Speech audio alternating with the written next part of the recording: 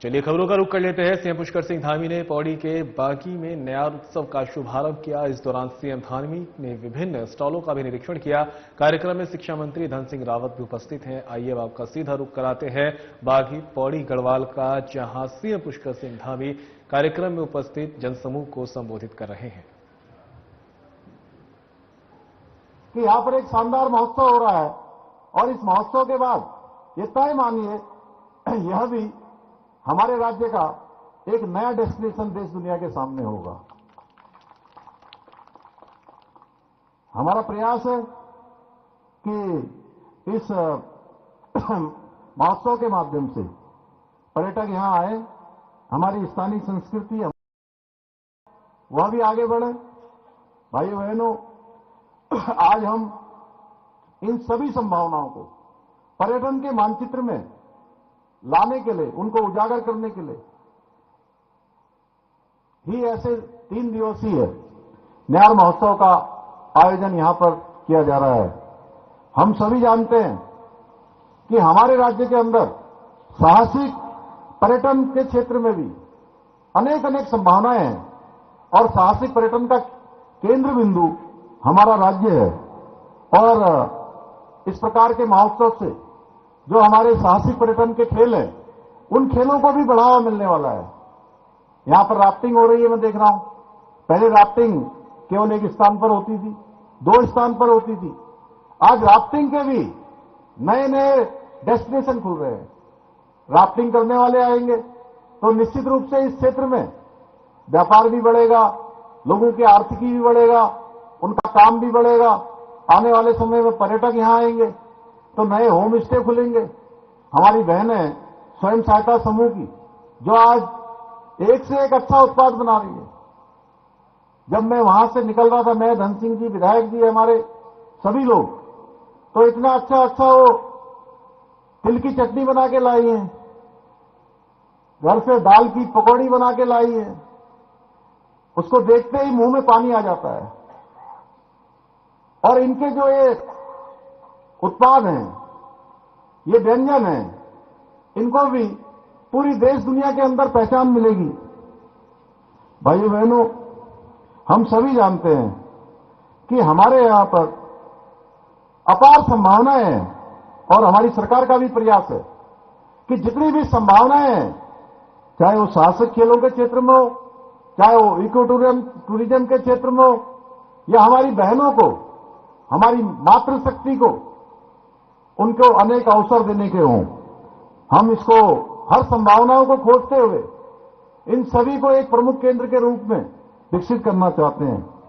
न्यार महोत्सव के दौरान आयोजित होने वाली यहां पर एंगलिंग, राफ्टिंग, कैंपिंग, ट्रैकिंग और साइकिलिंग जैसी जो साहसिक गतिविधियां हैं, वो हमारे साहसिक खेल के प्रेमियों को एक बड़ा मंच प्रदान करेगी और आने वाले समय में देश विदेश के पर्यटकों को भी इस क्षेत्र में आकर्षित करेगी। आज भी मैं देख रहा हूं ऋषिकेश के हमारे पूज्य स्वामी जी यहां पर आए हुए हैं। कौन से स्वर्ग आश्रम? वर्णी आश्रम के स्वामी जी ने आज मुझे भी अपना आशीर्वाद प्रदान किया, मंत्री जी को, विधायक जी को, सभी को आशीर्वाद भी दिया। और आपके साथ एक बड़ा दल भी आया है। जरा सभी दल के लोगों को खड़ा कर दीजिए। एक बार हमारे विदेशों के तमाम लोग यहां पर आए हुए हैं। आपका भी हम देवभूमि उत्तराखंड आगमन पर आपका स्वागत करते हैं, आपका अभिनंदन करते हैं। एक बार जोर से तालियां बजा दीजिए। ये तो उत्सव हो रहा है और ये हमारे उत्सव में भाग लेने आए हैं। हम सबका कर्तव्य है कि हम सबका स्वागत करें। स्वामी जी, आपका और आपकी टीम का सबका स्वागत, वेलकम देवभूमि उत्तराखंड में।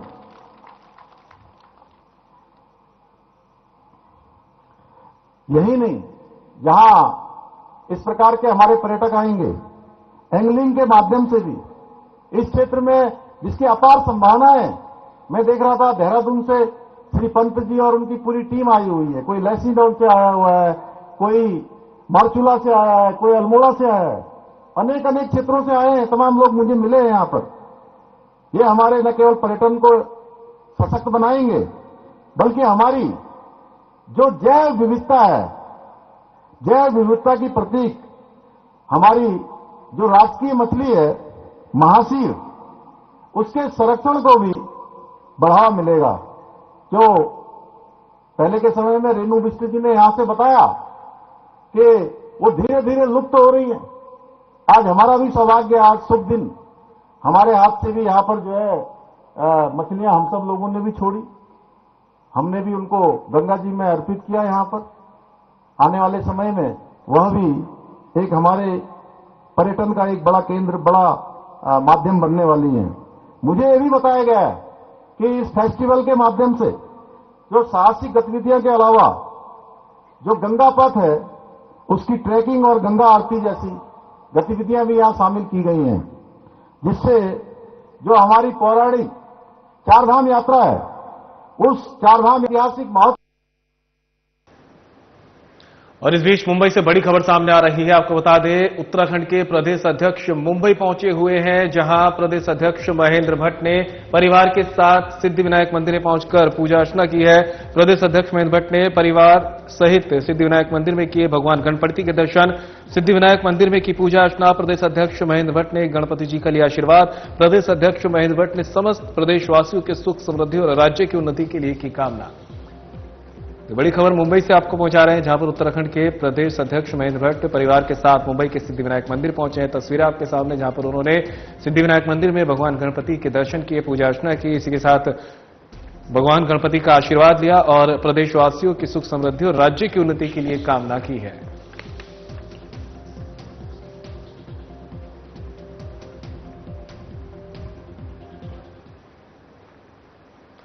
तो वहीं आईएमपीसीएल फैक्ट्री के निजीकरण को लेकर कांग्रेस लगातार राज्य सरकार का घेराव कर रही है, जिसको लेकर आज कांग्रेस नेता पुष्कर दुर्गापाल ने प्रेस वार्ता का आयोजन किया है। इस दौरान उन्होंने बताया कि वरिष्ठ नेता हरीश रावत के नेतृत्व में 14 नवंबर को आईएमपीसीएल फैक्ट्री के गेट पर एक दिवसीय उपवास रखा जाएगा। उन्होंने बताया कि इससे पहले कांग्रेस का विशेष दल बाबा केदार के दरबार में अर्जी लगाने के लिए रवाना होगा, जहां अर्जी के जरिए डबल इंजन सरकार को सद्बुद्धि देने की प्रार्थना की जाएगी। आपको बता दें कि 1978 में पूर्व मुख्यमंत्री एनडी तिवारी ने आईएमपीसीएल फैक्ट्री की स्थापना की थी। 1982 में दवा निर्माण का काम शुरू हुआ था और साल दर साल उसमें राज्य सरकार को मुनाफा ही दिया है, लेकिन अब राज्य और केंद्र सरकार आईएमपीसीएल फैक्ट्री को निजी हाथों में सौंपने जा रही है, इसका आरोप लगाया गया है।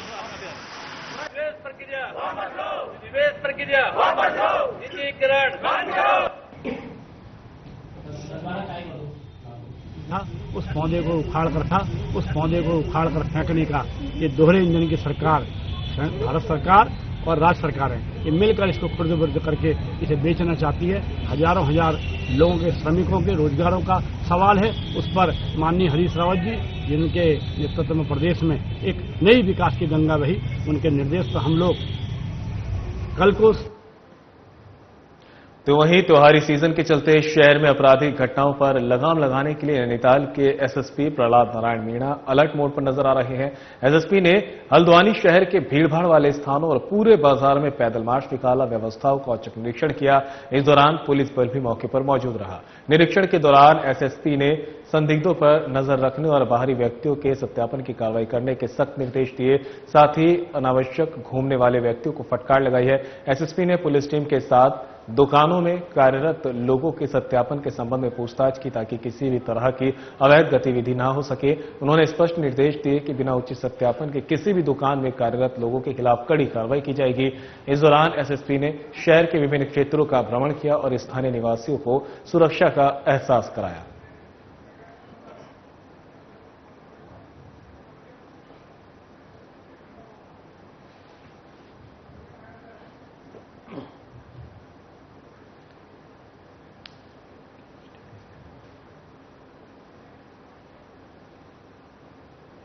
और देहरादून से बड़ी खबर सामने आ रही है। आपको बता दें, डीजीपी अभिनव कुमार ने पुलिस मुख्यालय में गोष्ठी की है। बड़ी खबर देहरादून से आप तक पहुंचा रहे हैं, जहां पर डीजीपी अभिनव कुमार ने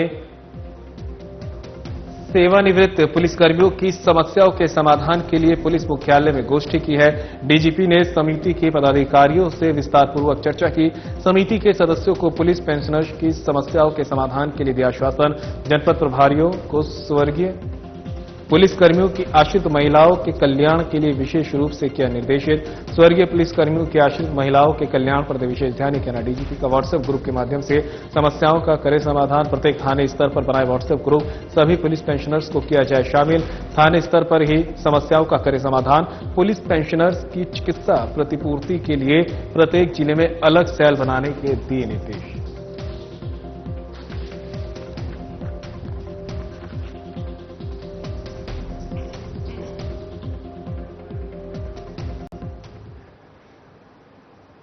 नैनीताल में कुमाऊं मंडल उपायुक्त आयुक्त दीपक रावत ने बलिया नाले पर किए जा रहे सुरक्षात्मक विकास कार्यों का स्थलीय निरीक्षण किया है। इस दौरान उन्होंने कार्यदायी संस्था और संबंधित अभियंता को कार्य की उच्च गुणवत्ता और कार्य को सफाई के साथ करने के निर्देश दिए हैं। साथ ही कार्य के मास्टर प्लान का भी अध्ययन किया गया है। वहीं मुख्य अभियंता सिंचाई विभाग ने बताया कि बलिया नाले की तरफ भूस्खलन से पहाड़ी का ढाल अधिक हो गया है, जिस कारण निकटवर्ती आवासीय परिवारों के अस्तित्व पर खतरा पैदा हो गया है। इसलिए यहां पूर्व में संचालित जीआईसी इंटर कॉलेज को अन्यंत्र कॉलेज में प्रतिस्थापित कर संचालित किया जा रहा है। उन्होंने बताया कि भूस्खलन के कारण दरकी पहाड़ी को स्थायित्व प्रदान करने के लिए तकनीकी और स्लोप के माध्यम से पहाड़ी का ढलान कम करने के कार्य किए जा रहे हैं। इस कार्य को भौगोलिक परिस्थिति के दृष्टिगत कई भागों में वितरित किया जा रहा है।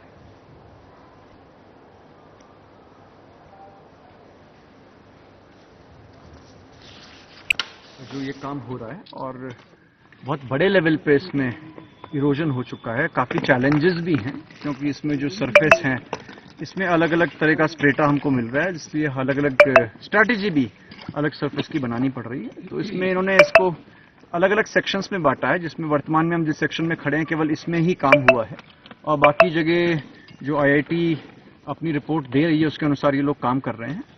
तो अभी तक जो काम हमने देखा है इसमें एक तो जो स्लोप था उसके ग्रेडियंट को कम किया गया है। उसके अलावा यहाँ पे सेल्फ ड्रिलिंग एंकर्स को डाला गया है।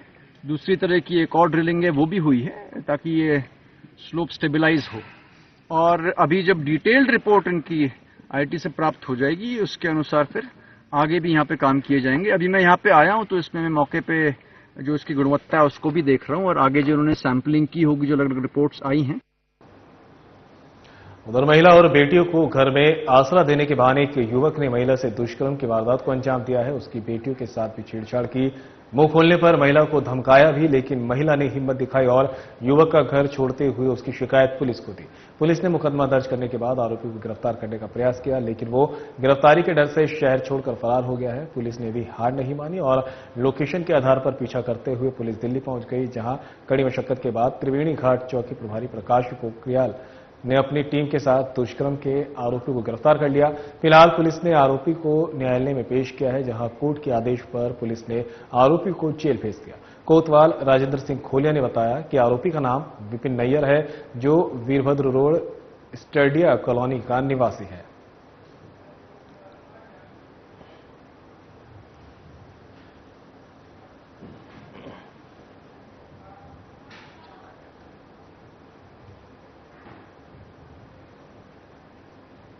और उत्तराखंड से इस बीच बड़ी खबर आपके सामने ला रहे हैं, जहां पर चारधाम यात्रा अपने अंतिम चरण की ओर पहुंच चुकी है। कपाट बंद होने से पहले धामों में लग रहा है श्रद्धालुओं का तांता। आने वाले दिनों में श्रद्धालुओं की संख्या में होगा इजाफा। केदारनाथ धाम में हुई बर्फबारी से धाम में बढ़ी ठंड। केदारनाथ में सबसे ज्यादा पहुंच रहे हैं श्रद्धालु। 46 लाख से अधिक श्रद्धालु ने किए चारधाम के दर्शन। प्रतिदिन 30,000 से अधिक श्रद्धालु कर रहे हैं धामों के दर्शन। 10 मई से शुरू हुई थी चारधाम यात्रा। 2 नवंबर को गंगोत्री और 3 नवंबर को यमुनोत्री और केदारनाथ धाम के कपाट होंगे बंद। 17 नवंबर को बंद होंगे बद्रीनाथ धाम के कपाट। तो बड़ी खबर आप तक पहुंचा रहे हैं। चारधाम यात्रा से जुड़ी एक खबर है, जहां पर अंतिम चरण की ओर चारधाम यात्रा पहुंच चुकी है और कपाट बंद होने से पहले धामों में श्रद्धालुओं का तांता लगने लगा है। लगातार श्रद्धालुओं की संख्या में इजाफा देखने को मिल रहा है। केदारनाथ धाम में बर्फबारी भी हुई है, जिसकी वजह से धाम में ठंड बढ़ी है। केदारनाथ में सबसे ज्यादा पहुंच रहे हैं श्रद्धालु। 46 लाख से अधिक श्रद्धालु ने किए अभी तक चार धाम में दर्शन। प्रतिदिन 30,000 से अधिक श्रद्धालु कर रहे हैं धामों के दर्शन। 10 मई से शुरू हुई थी चारधाम यात्रा, जो अब 2 नवंबर को गंगोत्री धाम के कपाट बंद होंगे। तो वहीं बात करें यमुनोत्री और केदारनाथ धाम की, तो 3 नवंबर को ये बंद होंगे। इसके बाद 17 नवंबर को बंद होंगे बद्रीनाथ धाम के कपाट।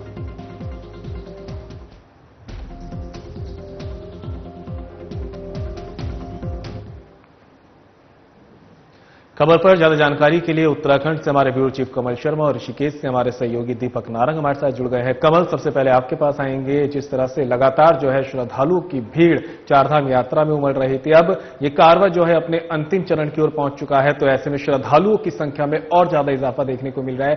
क्या कुछ माहौल, क्या कुछ श्रद्धालुओं में उत्साह देखने को मिल रहा है?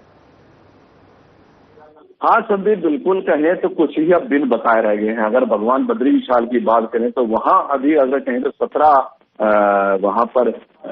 नवंबर को कपाट बंद होंगे। वहां अभी समय है, कहें तो अभी लगभग 25 दिन से अधिक का समय भगवान बद्री विशाल के कपाट बंद होने का। लेकिन अगर हम बाबा केदार की बात करें, यमुनोत्री गंगोत्री कहें तो वहां तो बहुत कम। दिवाली के अगर हम कहें तो अगले दिन ही अगर हम कहें तो दोनों गंगोत्री धाम, जहां गोमुख भगवान मां गंगा गोमुख है, वो गंगोत्री धाम, वहां के कपाट हो जाएगा। 3 नवंबर को यमुनोत्री और बाबा केदारनाथ धाम यहाँ पर बंद हो जाएंगे। तो कुछ ही अब समय रहेगा। और कहें तो बाबा केदारनाथ की अगर आप बात करें तो हम डेली देख रहे हैं कि इतना अधिक रश, इतने अधिक संख्या में श्रद्धालु देश के कोने कोने से पहुंच रहे हैं। हेली सेवा फुल है, रहने की व्यवस्था पूरी फुल हो रखी है वहां पर, और लगातार कतार की तरह चल रहे हैं। और कल हम देख रहे थे वहां पर देर शाम स्नोफॉल भी हुआ है, ठंडक भी वहां पर बढ़ गई है। और यही अब कहना है कि जो लोग अब बाबा के द्वार पे पे जाए, चारों धाम की यात्रा पे जाए, वो अब साथ में गर्म कपड़े, अपने कोई जो दवाइयां हैं वो लेके जाए, अपना चेकअप करा के जाएं, क्योंकि ठंड इस टाइम ज्यादा हो गई है। नीचे आएंगे तो आप गर्मी होगी, अगर आप धामों में जाएंगे तो आपको ठंड का सामना अधिक करना पड़ेगा। तो ये सारी व्यवस्था देख के जाएं, क्योंकि ये कहीं ना कहीं जब बॉडी गर्म होती है, फिर वो जब ठंडा होता है तो कहीं ना कहीं असर जरूर होता है। ये एक सावधानी बरतनी पड़ेगी। और प्रतिदिन हम बात करें, इस टाइम बाबा केदार की बात करें तो 15,000 से अधिक श्रद्धालु वहां पर पहुंच रहे हैं। बद्रीनाथ की स्थिति भी यही है, लगभग 8 से 10,000 लोग पहुंच रहे हैं। और धामों की बात है तो टोटल कुल कहें तो 30,000 के लगभग प्रतिदिन चारों धाम में यात्री इस टाइम पहुंच रहा है वहां पर। और लगातार हम देख रहे हैं कि लाइन टूट नहीं रही है, लगातार लोग वहां पर धामों में पहुंच रहे हैं, क्योंकि अब अंतिम समय 3 धामों का रह गया है। तो अंतिम यात्रा वहां पर रह गई है, तो एक अलग जहां कपाट बंद होने हैं। और हम उसकी बात करें भगवान बद्री विशाल की, तो वहां अभी समय है। तो कुल मिलाकर चारों धाम के इस टाइम धामों में पूरी रौनक बनी हुई है, हजारों में श्रद्धालु पहुंच रहे हैं। और जो बीच में 1.5-2 महीने डिस्टर्ब हुआ था, यात्रा ढंग से नहीं चल पाई थी, मौसम खराब हो गया था, और वहां के रोजगार को भी खासा बुरा असर पड़ा था वहां पर, क्योंकि उत्तराखंड एक ऐसा प्रदेश है कि जो पर्यटन पे यहाँ पर डिपेंड रहता है। और लगातार जब यात्रा चलती है तो लोग पूरे साल का काम 3 से 4-5 महीने में करते हैं वहां पर। तो अब लेकिन जब हम देख रहे हैं कि मौसम पूरी तरह से खुला है, अब हजारों की संख्या में श्रद्धालु पहुंच रहे हैं और वहां का रोजगार भी लगातार लोगों का बढ़ता जा रहा है। ये कहीं ना कहीं अच्छी खबर उत्तराखंड के लिए है। बिल्कुल कमल, जिस तरह से जो है मौसम, हमने देखा था कि बीच में मौसम की वजह से जो खराबी थी उसकी वजह से कपाट जो यात्रा को रोक दिया गया था। हालांकि उसके बाद भी अब देखें तो करीब 44-45 लाख श्रद्धालु जो है, उससे ज्यादा ही श्रद्धालु दर्शन कर चुके हैं। और जो रोजाना का आंकड़ा सामने आ रहा है वो करीब 30,000 का आ रहा है। ऐसे में क्या उम्मीद लगाई जा सकती है जो पिछले साल का रिकॉर्ड था वो टूटेगा? और अगर ये टूटता है तो अपने आप में एक बड़ी बात होगी। बिल्कुल सही बात है। कहें तो अब समय बहुत कम रह गया। ये तो अभी कहना मुश्किल है कि पिछले साल का रिकॉर्ड टूटेगा नहीं टूटेगा, ये भी कहना मुश्किल है, हमें इंतजार करना पड़ेगा। पर कुल मिला के हम कहें जो स्थिति है बहुत बेहतर है। लगातार हम देख रहे हैं कहीं ना कहीं जो स्थिति बनती दिखाई दे रही है, एक अच्छी यात्रा इस टाइम वहां पर चल रही है और काफी संख्या में पहुंच रहे हैं। पर जब पूरी यात्रा 17 नवंबर को जब चारों धामों के जब कपाट बंद हो जाएंगे, तब पूरी तरह से स्थिति क्लियर होगी कि कितने लाख लोग यहाँ पर पहुंचे हैं। और जो पिछली बार का जो रिकॉर्ड था वो टूटा है, ये अभी देखना होगा। पर कुल मिला के कहें ये एक बहुत अच्छी खबर है कि दोबारा से यात्रा बिल्कुल चरम सीमा पे है। हजारों की संख्या में श्रद्धालु पहुंच रहे हैं। जो रोजगार एक तरह से कम हो गया था, फिर 2 करोड़ लोगों को जो मिल रहा है, क्योंकि अधिकतर लोग हैं, अधिकांश जो यहाँ की लोग हैं जिनका व्यापार है वो टूरिज्म पे टिका हुआ है, यात्रा पे टिका हुआ है। अब कहीं ना कहीं एक अच्छा खासा लोगों को फिर से व्यापार चलता दिखाई दे रहा है, तो उनके चेहरों में भी कहीं ना कहीं हंसी दिखाई दे रही है। दीपक भी हमारे साथ लगातार जुड़े हुए हैं। दीपक, अगर बात करें लोगों की, तो लोगों में क्या कुछ उत्साह देखने को मिला है? आपकी बात जरूर होती होगी क्योंकि आप लगातार फील्ड पे रहते हैं, और साथ ही जब यात्रा शुरू होती है तो स्थानीय लोगों को भी काफी फायदा होता है क्योंकि व्यापार बढ़ता है और लोगों को, जो वहां के स्थानीय व्यापारी होते हैं, उनको काफी उम्मीद होती है। ऐसे में अब जब कपाट कुछ ही समय बंद हो जाएंगे तो ऐसे में मार्केट वाले लोगों का भी क्या कुछ कहना है? बहुत अच्छा सवाल संदीप आपने किया है। आपको बताऊं, चारधाम यात्रा इस समय जैसे अंतिम चरण में है और कुछ ही दिन जो है कपाट बंद होने के लिए रह गए हैं। तो ऐसे में जो स्थानीय लोग हैं उनका चेहरा सबसे ज्यादा इसलिए खिला हुआ है क्योंकि चारधाम यात्रा के लिए फिर से श्रद्धालुओं ने अपना रुख जो है उत्तराखंड की ओर किया है। इस समय पर मौसम बिल्कुल अनुकूल है ऋषिकेश और आसपास के इलाके का। केवल अगर पहाड़ी इलाकों की बात करें तो वहां पे जरूर थोड़ी सी ठंड इस समय पर बढ़ी हुई है। तो इसको लेकर के कहा जा सकता है कि जब से बरसात खत्म हुई है धीरे धीरे जो है श्रद्धालुओं ने अपना रुख इसकी ओर करा है। इसलिए जो चारधाम यात्रा संचालित करती है रोटेशन व्यवस्था समिति, वो सबसे ज्यादा इस समय पर खुश है क्योंकि उनको यहाँ पर अच्छा खासा रोजगार मिल रहा है। लेकिन उससे भी बड़ी बात यह है कि जो स्थानीय लोग हैं जब यात्रा शुरू होती है तो उनको दर्शन करने में काफी परेशानी का सामना करना पड़ता है क्योंकि वहां पर बहुत भीड़ होती है और वो अपने रोजगार में व्यस्त होते हैं। लेकिन इस समय रोजगार में व्यस्त होने के बावजूद जो है जो उत्तराखंड के लोग हैं या आसपास के जो राज्य के लोग हैं वो यहाँ पर आसानी से जो है दर्शन करने के लिए यहाँ पर पहुंच रहे हैं और उनको इतने सौभाग्यशाली दर्शन हो रहे हैं कि जिसकी वह यहाँ पर सराहना कर रहे हैं। उत्तराखंड सरकार ने जो अपने वादे किए थे यात्रा शुरू होने से पहले, उस पर कहीं ना कहीं सरकार जो है वो खरा उतरती हुई नजर आ रही है क्योंकि जो दर्शन करने के बाद यात्रा करके जब स्थानीय श्रद्धालु हो या पड़ोसी राज्य के श्रद्धालु वो वापस आते हैं और उनसे बातचीत की जाती है तो वो बताते हैं कि क्या व्यवस्था धामों में की गई है, उनके रुकने की, खाने पीने की।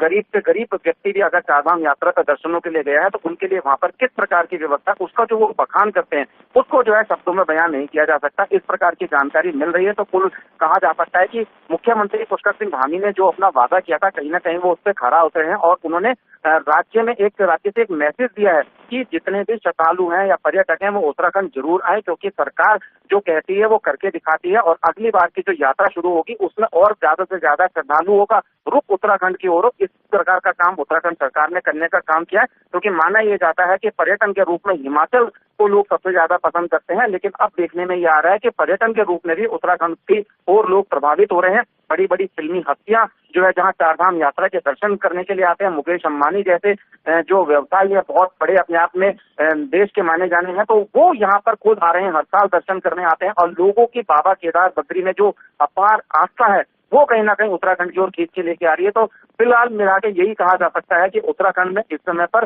व्यापार अच्छा चल रहा है। चारधाम यात्रा बाबा केदार की जो कह सकते हैं कृपा से बहुत अच्छी है और श्रद्धालुओं ने यहाँ का रुख किया है और इस बात से उम्मीद लगा सकते हैं कि आने वाले समय की जो यात्राएं होंगी उसमें सरकार और ज्यादा सुविधा श्रद्धालुओं को देंगे जिससे ज्यादा से ज्यादा श्रद्धालुओं का रुख उत्तराखंड की ओर हो सके। संदीप, अगर बात केदारनाथ धाम की करें तो बताया जा रहा है कि बर्फबारी हुई है, तो क्या इस बर्फबारी के चलते लोगों को किसी तरह की परेशानी देखने को मिली है या फिर कह सकते हैं कि जो आस्था का असर है वो मौसम पे बिल्कुल दिखाई नहीं दे रहा?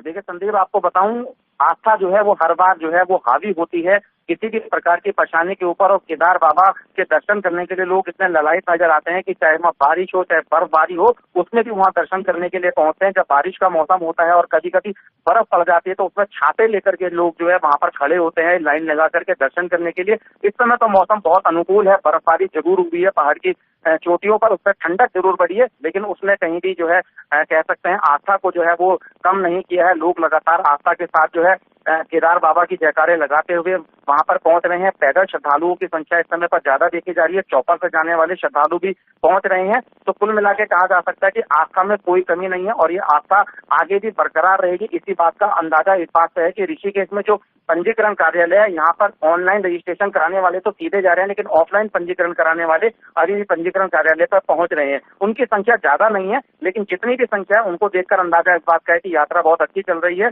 और सरकार ने फिर से ये दावा किया है कि श्रद्धालु जो भी आएंगे उनको हर प्रकार की व्यवस्था मिलेगी। अगर केदारनाथ बाबा में वहाँ पे धामों में अगर बर्फबारी होती है तो उनके लिए वहाँ पर पूरी समुचित व्यवस्था सरकार की ओर से की गई है, चाहे वहाँ पे उनके लिए गर्म पानी की व्यवस्था हो, रहने की व्यवस्था हो, चाहे धर्मशालाओं में कंबलों की व्यवस्था हो। इस सस्ते दामों पर अच्छी सुविधा देने का काम सरकार कर रही है और उम्मीद है कि सरकार की यही मंशा उत्तराखंड में जब अगले साल की जो यात्रा चलेगी उसमें और ज्यादा श्रद्धालुओं को अपनी ओर आकर्षित करेगी। संदीप, बिल्कुल दीपक और कमल, आप दोनों का ही तमाम जानकारी के लिए बहुत बहुत शुक्रिया।